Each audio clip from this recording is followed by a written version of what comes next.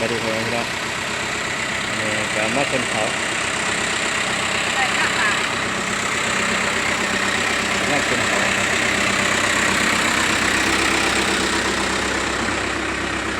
คนเขาพี่น้อง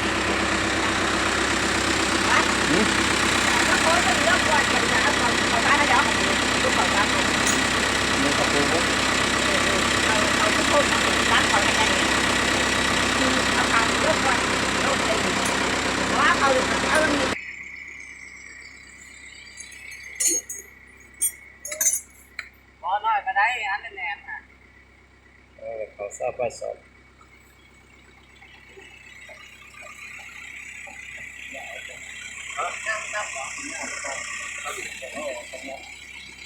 ต้นแป้งครับขาดกำลังแป้งเนาะนั่งสองขาสองขา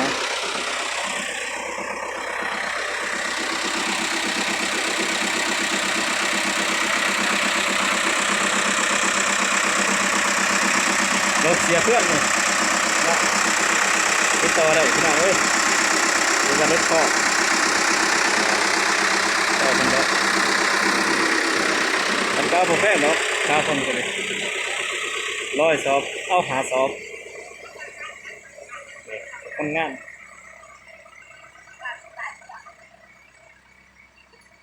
ก็นั่งทาอยู่นี่ทารถ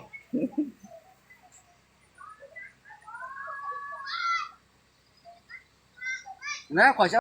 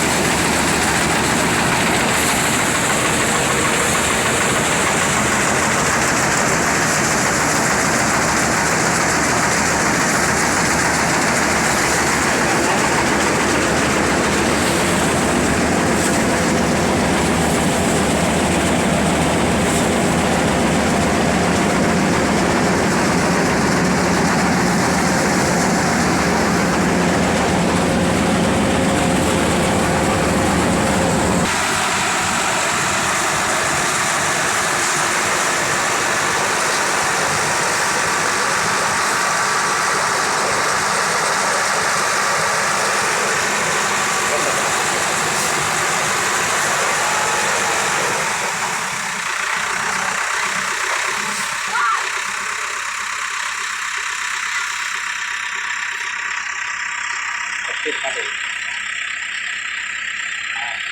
ที่ไหน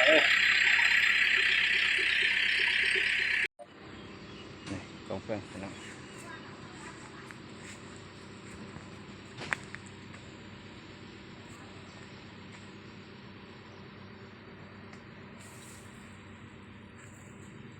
เขา69 สอบ70หัวเต็มนะยังประมาณ1,000ยังสิเต็ม70เดี๋